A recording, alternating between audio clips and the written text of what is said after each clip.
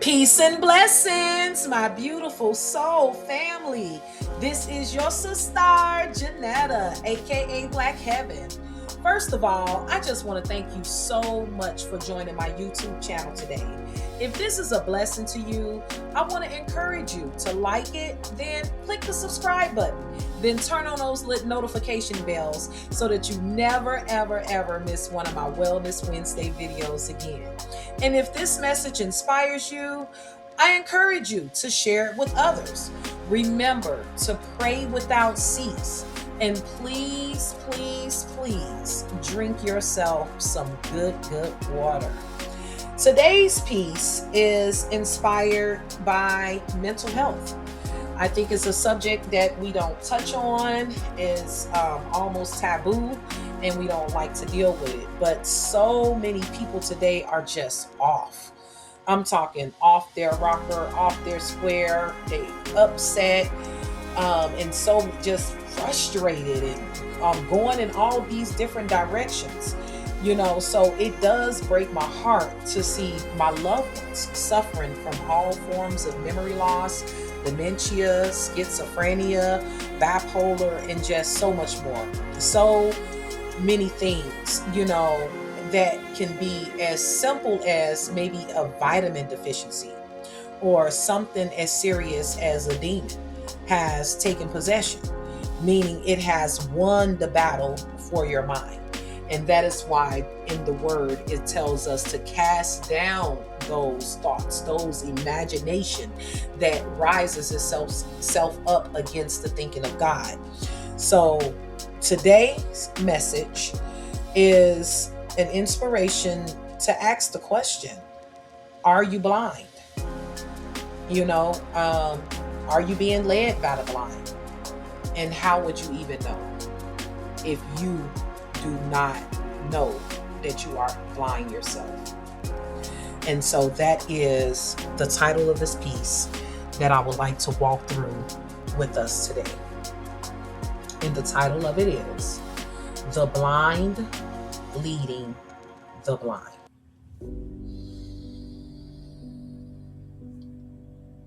The blind leading the blind. One man stumbles and another follows. Neither asks, who gave you directions? Neither stops to wonder, can you even see? And yet they march together toward a ditch they call destiny. Be careful who you follow. Be careful who you envy. Be careful who you compare yourself to, because comparison is often the language of people who cannot see. They look at another person's harvest without understanding their planting season. They admire another person's crown without knowing the weight of their cross. They celebrate another person's arrival without witnessing the miles of wilderness that came before it. The blind leading the blind. What kind of mind did Noah possess? Imagine the ridicule. Imagine the laughter, pointing at him. Imagine building an ark where there was no water, no evidence, no forecast, no confirmation from society, only a word. For over a century, he hammered faith into wood. Every nail declared, I believe God. Every board proclaimed, I trust what I cannot see yet. People called him foolish, but history now calls him wise, because discernment sees what eyesight cannot. What kind of believer must you become to understand that God thinks differently than we do? He calls things that are not as though they already are. He speaks to dry bones and expects an army. He speaks to a barren womb and expects nations. He speaks to a fisherman and sees apostles. He speaks to a prisoner and sees a governor. He speaks to a shepherd boy and sees a king. God never speaks to who you are. He speaks to who he created you to become. The blind cannot understand this. They only see the present. Faith sees the future. So stop looking sideways. Stop counting somebody else's blessings. Stop measuring your progress against another person's journey. You are reading a chapter from their story while God is still writing yours. The description of your destiny already states that you shall be an envy to the nations.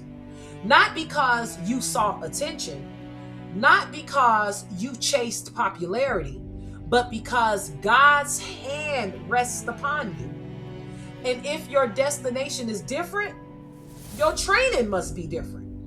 You cannot prepare a king the same way you prepare a servant. You cannot prepare a Joseph without a pit. You cannot prepare a Moses without a wilderness.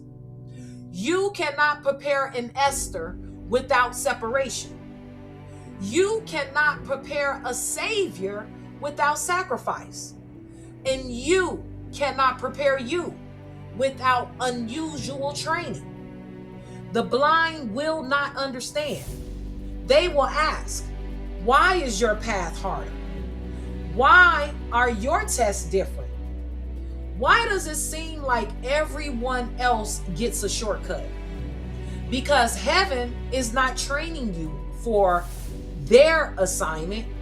Heaven is preparing you for yours. Look at Mary. Moses saw a young woman. Mary saw a promise. Moses saw a baby. Mary understood she was carrying a Savior. Every kick in her womb was history being rewritten. Every contraction was prophecy being fulfilled. Every uncomfortable moment was preparing the world for redemption. Her journey could not resemble other women because her assignment was unlike any other. And perhaps that is your challenge. You keep comparing your journey to people who were never called to carry what you carry. You keep measuring your pain against people whose purpose is not your purpose. You keep questioning God because your process looks unusual. But highly favored people rarely travel ordinary roads. Highly favored people often walk lonely paths. Highly favored people are trained in hidden places. Highly favored people must learn to trust God when nobody understands. So stop fighting your training. Stop resisting your preparation. Stop apologizing for your process. If God is teaching you differently, it is because he intends to use you differently. The blind may call it punishment. The wise call it preparation. The blind may call it delay. The faithful call it development. The blind may call it loss. The discerning call it pruning. The blind may call it strange, but heaven calls it favor. So build the ark, even on dry land. Carry the promise, even when nobody understands. Walk by faith, even when others cannot see. For when the rain finally falls, those who mocked your obedience will understand what your discernment already knew. The blind follows crowds. The chosen follow God. And those who can truly see never need the crowd's approval to obey the voice of their Creator. For blessed are those who believe before they see, and highly favored are those who obey before anyone else understands. And that is that peace.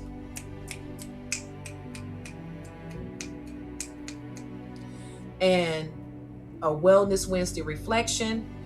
Your training is not proof that God has forgotten you. It is evidence that He has chosen you for something that requires greater preparation. Noah built, Mary carried, Joseph endured, Moses wandered. The common thread was not comfort, it was obedience. And obedience is the highest form of sacrifice. Go in peace. Be well. Rest in God.